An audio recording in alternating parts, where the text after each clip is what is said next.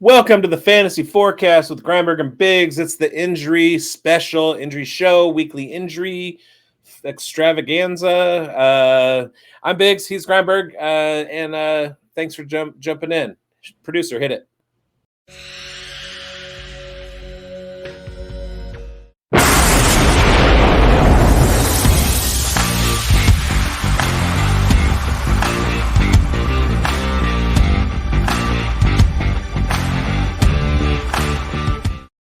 Welcome to the Fantasy Forecast injury program with Biggs and Grindberg and our special guest, physical therapist, and one of our partners over at the Undroppables, Marcus Galie. How you doing today, Marcus? Good, man. Thanks for inviting me back. Hopefully that means I did okay the first time around, and ready to talk some injuries again. Quick question: Are you out with an oblique? Do you have an oblique? Do I have an oblique? I have an oblique. I do, but Kenneth Walker doesn't. So. Right. What is with these broadcasters when they're announcing an injury? They just say the body part and not the injury. He's out with a knee. Yeah. Oh, yeah. They're all out with knees, or they're in with knees. That's a good point. That is something that's I think I've just gotten used to it, so I don't get as bothered anymore. But it is stupid that they say that. I do agree with you. Yeah, that's hilarious. Let's get the show started. All right, let's get the show started. Well, okay, we're going to start with our first injury. We got 4 of them to go over right now. There's plenty more after week 1. It's been crazy. We're going to start with Christian McCaffrey. He's officially been ruled out for the 49ers in week 2. That's just as of a couple of minutes ago. This will be airing Saturday morning, but it happened on Friday. Fantasy managers face mounting concerns about his availability and his recovery. McCaffrey, who has been struggling with this calf and Achilles injuries, will miss his second consecutive game of the season. This situation not only raises concerns about his immediate availability, but also about his recovery. How could that affect his performance throughout the season? What's your initial thoughts here? Now, that's 2 games here, Marcus, that this Achilles tendonitis is going down with ongoing calf issues. It poses a challenge for his return. What's your situation like here? What's your initial thoughts? Yeah, so initially during camp, when you said that he was injured, they had mentioned nothing about his Achilles. It was calf injury, so you kind of assume like a mild strain, something like that. They really downplayed it. Now that they're saying that it's Achilles tendonitis, that is a much more pressing issue, because tendonitis, that suffix there, itis, means like acute inflammation. And, if this is going to be an ongoing thing where, he tries to get it to calm down, he goes back to practice, it flares up a little bit. That's something that if it's not taken care of sooner rather than later can linger all season. So, he's missing now his second game. If he is rushed back and he re-aggravates it in a game, which is very possible, this could be something that lasts the whole season. So if I'm a McCaffrey manager, I'm trying to acquire Jordan Mason as soon as possible, redraft especially, and then Dynasty too. He might be a little pricey now if you're only really trying to use that for one season. But for redraft, I'm doing whatever I can to get Jordan Mason, because this is something that can be annoying and last several weeks. So a question then is, when he does return, is it kind of like a easier way in type scenario where they're going to maybe, monitor his usage, maybe ease him back in, and that still, plays very much in the Jordan Mason favor as well? Is that a very high possibility here because of the way Mason is running too? Right. That would be the smart thing to do. But then you look at last night, you see Devon Achane didn't practice all week, short week on a bum ankle, and he touched the ball like 30 times. So it's hard to tell how they're going to manage the use of their players. Ideally they would try to ease him back into his full activity in practice. That way they know what he can tolerate. And then, if he's done a full workload 2-3 days in a row of practice, they feel comfortable giving his full load on a Sunday. But again, I don't know how they're going to manage it. Each team is more cautious than the other. That's just a kind of a team philosophy. But I wouldn't be surprised if his first game back, if they, split his workload a little bit. That's what I would do. I think that's the smart way to manage like a tendonitis type injury. But we'll see. I'm interested to see, but definitely is is worrisome, that he's missing his second game. So Biggs, got a question for you then. As far as the Jordan Mason situation goes, there's not a whole lot behind him right now. As far as depth goes, are they going to maybe manage his situation? They ran him almost 30 times last week.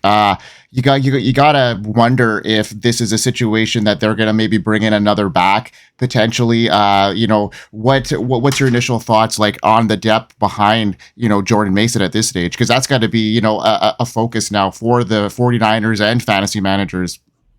Yeah, I feel like that's his workload level, and they're comfortable with it, and it's something that even Christian McCaffrey would be dealing with. They do have a pretty tough matchup against the run this week. When playing Minnesota gives up less rushing yards per game than the average defense. So they might be required to do so. They might be required to run him out there and give him a ton of touches. I don't think they're worried about him much. And then Isaac Guerendo's there too. He seems to be their running back 3. So if you have Guerendo, see what maybe he's a deep flex option for you. So what are your initial like what's your instinct say? Is McCaffrey going to be a couple more games? Could he hit the IR potentially here, Marcus? They did mention that today, that is a possibility. I mean, it would not shock me, especially knowing that it's so early in the season. They're going to make the playoffs, so they're going to need him for that more so than they're going to need him playing the Cardinals in week 5 or whatever, if that makes sense. So I wouldn't rule it out if it continues to give him problems and it's bugging him at practice and they can't, manage the pain and swelling. It wouldn't shock me if they shelved him for 4 weeks, knowing that Jordan Mason is running well, just to really give him time to fully recover before they need him down the stretch. Yeah, the better Mason does, the longer they can afford to hold him out. And with an RB5 finish last week, 147 yards and a touchdown. Take your time, CMC. That's the Jets defense too, who is formidable. So Yeah. So I imagine how he could shred up a less potent defense. So yeah. Okay. Well, let's move on. We have a couple more to head up here. Let's go and talk about the Pittsburgh Steelers as they prepare to face the Denver Broncos, anticipating building around their potential return of Russell Wilson, despite a lingering calf that kept him out of the Steelers' Week 1 win against Atlanta. So Wilson remains questionable for Sunday's matchup. Head coach Mike Tomlin initially indicated that Fields would start. Wilson's recent improvement has fueled speculation that might take the field against his former team. So what is the typical recovery timeline for these types of calf injuries, like the one that Russell Wilson has? And what are your, being, plugged into the Steelers? What's your people tell you, is Russell Wilson going to potentially start? Is this really going to come down to the game time decision? Yeah, so limited all week in practice. He is deemed questionable with that calf injury. To answer your first question, mild calf strain usually in the 2 to 4 week realm. But again, they said Christian McCaffrey had a calf injury and it ended up actually being his Achilles. I don't know how much Pittsburgh is downplaying this. If it truly is a calf injury, we'll look at that 2 to 4 week range. I do not think he will start Sunday. I think it'll be Fields again. However, if you do hold any kind of Wilson shares on your fantasy team, don't fret. I would keep him because I'm still not convinced that Pittsburgh is going to just give the keys to Fields, even if they do win Sunday. They did not score a touchdown in week 1. And even if they win in week 2, but the offense again struggles to put points on the board, I by no means think that they're just going to say, all right, Justin, the offense is yours. So I could really see them just truly having Fields as a placeholder, waiting for Russ to get fully healthy. And then, they named him the starter at the end of camp, and I could see them turning back to him if they're not pleased with, the offensive production. That's what I was trying to say yesterday, and I'm not even plugged into the Steelers. Yeah, no, and that makes total sense, right? I mean, they're a very conservative style team, and they're going to be coming into this and they know, especially since they didn't score a touchdown. You make a very good point there. Like, what's stopping them from just putting a guy that they thought was the starter initially anyway into the lineup? So it makes total sense. But as field manager, like you're looking a little bit more optimistic now at this stage with some of that, uncertainty around Russell Wilson. What are your advice, Biggs, for this stage? People that are trying to unload Justin Fields in Dynasty in the offseason may have a selling point here, but what do you see as his long-term future there in Pittsburgh? The only thing in redraft, I wouldn't do it, but in Dynasty, the only thing that you could kind of think is that Russell Wilson is 35 and soft tissue injuries tend to recur and linger as you get older. But if you're in a redraft league, Justin Fields may or may not help you. If you drafted Russell Wilson and picked up Justin Fields, you're just going to be like the Steelers and running whoever is starting. So not a lot of impact there for Fields because it's temporary.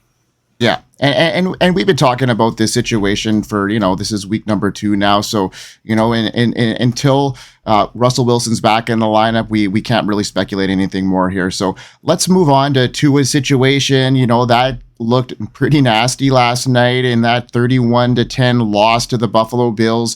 Tua collided with defensive back Damar Hamlin while attempting to secure his first down. The incident saw Tua exhibit signs of traumatic brain injury.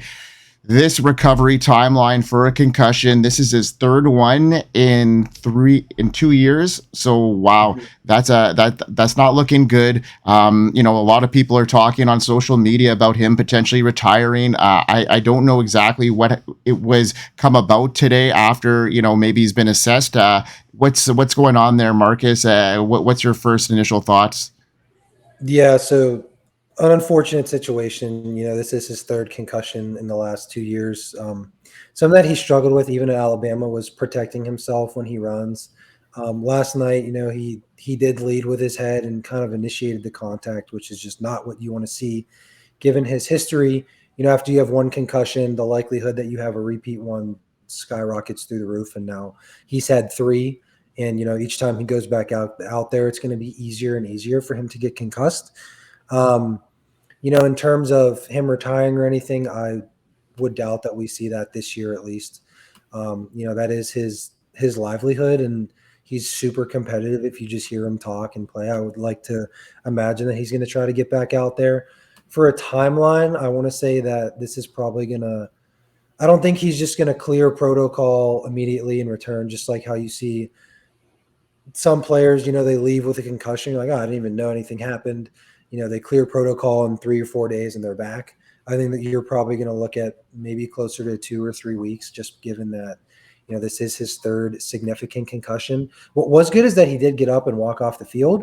It wasn't as traumatic as the one that happened in Cincinnati a couple years ago. But I would imagine that he comes back and plays at some point this year, but I don't know because, brain injury things are obviously super scary. So I'm not sure how they're going to manage it from a team standpoint. Yeah. Okay. Biggs, what if fantasy managers are looking to do now in the situation here? They could foreseeable future without Tua. What do Tyreek managers have to do? Are they in full panic mode? I mean, I certainly have a couple shares of Tyreek Hill, and it didn't look good last night with Tua in the situation. So you bring in a guy like Skylar Thompson. Is he their best bet? What am I doing with Tyreek? Am I panicking here? With Tyreek and Waddle, I think that's not a good situation for either of them. I have Tua as my only real quarterback, my only starting quarterback in a 32-team league where Skylar Thompson is actually not even available on waivers. And my other 2 backups are like waiting on an injury on their team, like Jake Browning. So yeah, it's panic mode for everybody involved in Miami. The running back situation should be okay, but I just don't have any faith. We haven't seen Tyreek Hill in a situation. I mean, 2 years ago when Tyreek was in Miami, how well did he do when Tua was out? Waddle, I feel like had a better season than Tyreek did. He was just a little bit more reliable in that kind of passing game. But don't check my numbers on that or anything. I am coming into this totally blind. But yeah, I am not real confident in Miami's passing game moving forward. Yeah, Marcus, you mentioned probably a more of a lengthy, process to clear, protocol for this concussion. So we got to be probably thinking a couple weeks here without our star guys like Waddle and Tyreek Hill in our lineup to be, really relying on things. So fantasy managers, we really have to look at that and proceed with caution there.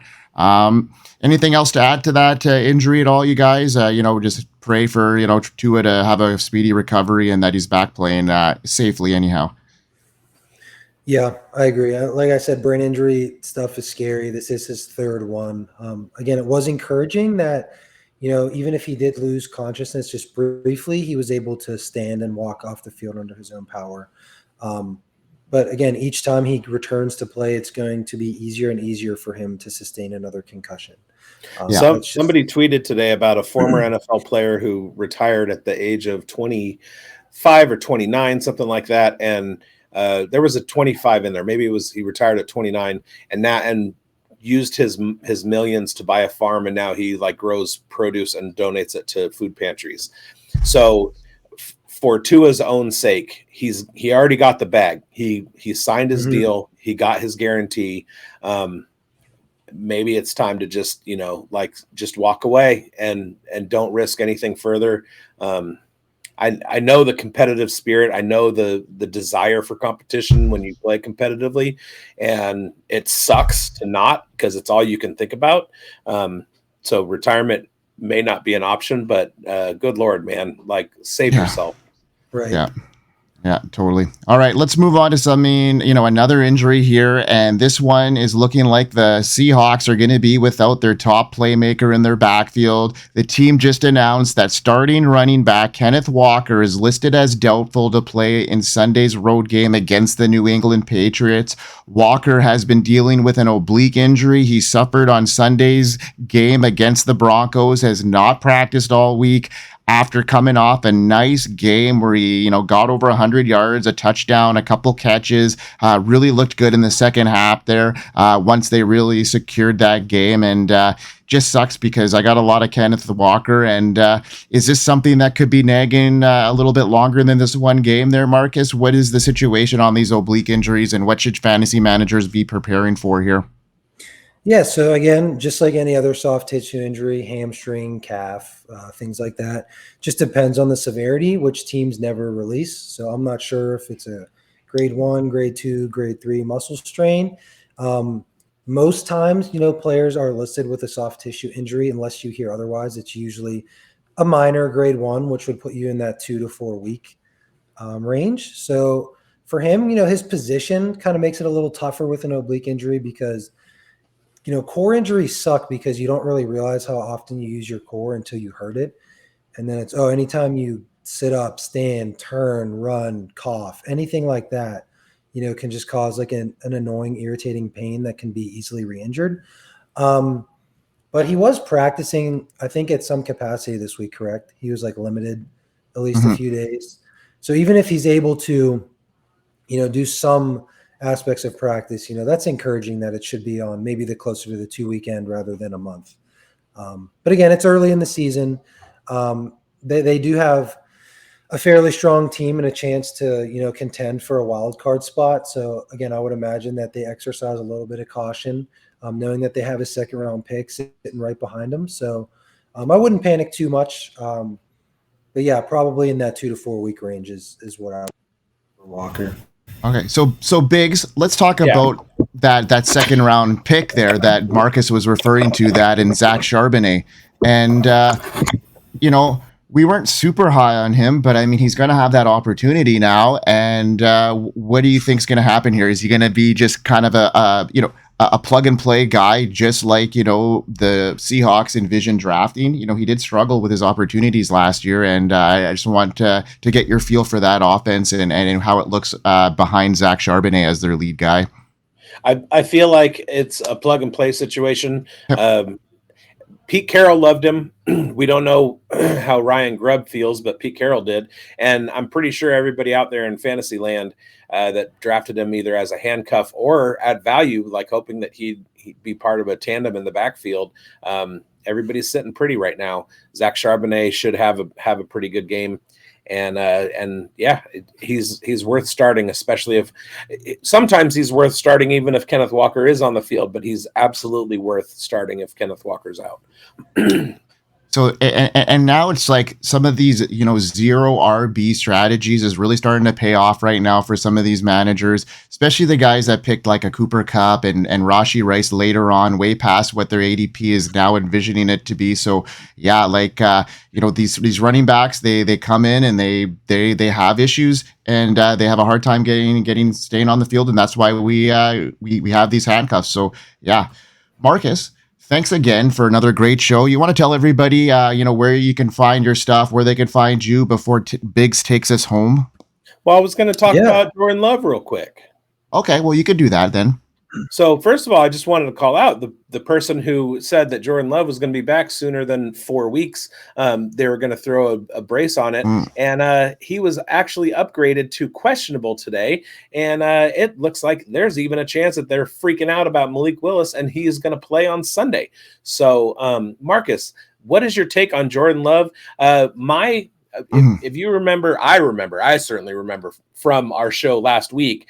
I said that it was just a sprain and they're going to electrocute the crap out of it. He's going to be able to put a brace on it. And if he's not too uncomfortable after even a week, he can come back from that, especially as a professional athlete and Malik Willis as their backup. What are your, which on a scale of 1 to 10 or percentage, what's your percentage that Jordan Love actually starts this weekend? I would say this weekend, I would give it below 50% chance. 10 days is a little bit soon. MCL's best case scenario. That's awesome. That's the only thing that happened out of all that. I breathe a huge sigh of relief because I have a lot of shares of him. But I would say next week, you're looking at a real possibility that he comes back. I just think, again, with it only being week 2, yes, they started 0-1. And if they start 0-2, that is a little bit of a hole, but with the team they have, it's certainly not something that they can't climb out of. So I would be shocked if he started this week. It's obviously not out of the question because they are listing him as questionable, but I think next week there's a much more realistic chance that, he goes out there with a brace on and just lets it rip. Yeah, I was kind of surprised when I saw that because I've been dealing with this issue where I put him on my IR and then I was trying to do a lineup change and it said you have to take him out of your IR. So I took him out of my IR and then suddenly I have too many quarterbacks. And then my commissioner's texting me, hey, you got to do something about your quarterbacks. And I can't put him on the IR. I have to wait till he's out, but I also have to drop the guy because I'm getting pressure and just designate him already. And so then I go to look at it and he's questionable. And I was like, oh, okay. Well, that's a change. So just wanted to get your feedback on whether or not Jordan Love might start. Now, if he does start, if the Packers say this Sunday, like, we're rolling with Love, and you are a Love holder, do you start him? I would put him in. I mean, as long as his pain is okay, like in a brace, if it was truly only a grade 1, like it should be pretty stable. So I would throw him in. I mean, he's proven to be effective. He was the QB5 last year. So, they have weapons and, I would play him if he's playing because it's not like he's going to be on a snap count or anything. So. I like your answer, buddy. All right. Now, Marcus, you can tell everybody where to find all your stuff and then Biggs will take us home for the day. Sorry, I cut out real quick. I had to replug in my mic. Did you say something? Just plug yourself. Plug what you're doing right now. Yeah. Absolutely. Yeah. So I'm on X or Twitter at MD Galie, Galie. I'm currently making injury content with the Undroppables, also here on the Fantasy Forecast. And then I also have a Steelers show, part of Steelers Uncovered with my co-host Beezy, again, over at the Undroppables on Twitter and then our YouTube page as well. we'll be seeing you in week 5, I think. Is it week 5? Oh, is it that soon? All right. Yeah, it's early slate. I don't remember when it is. It might be week 9. I don't know. I'm dumb. I just did a co-show with your Broncos, your divisional counterpart. That was fun. Yeah. You and Beasley and Tuma was great. Tuma's a good guy. All right. Well, thanks everybody for joining us on the Injury Show. Schulte, maybe you can end us off with the FSAN ad that we forgot to play earlier today. So we'll do that as our outro. We are here. FantasySportsAdvice.com, offering the best fantasy sports social media platform. Why join endless Discord communities or the trolls of Reddit? Fantasy Sports Advice is a community designed to help you win with 24/7 support. Go to FantasySportsAdvice.com and become a pro member for unlimited access. Again, go to FantasySportsAdvice.com today.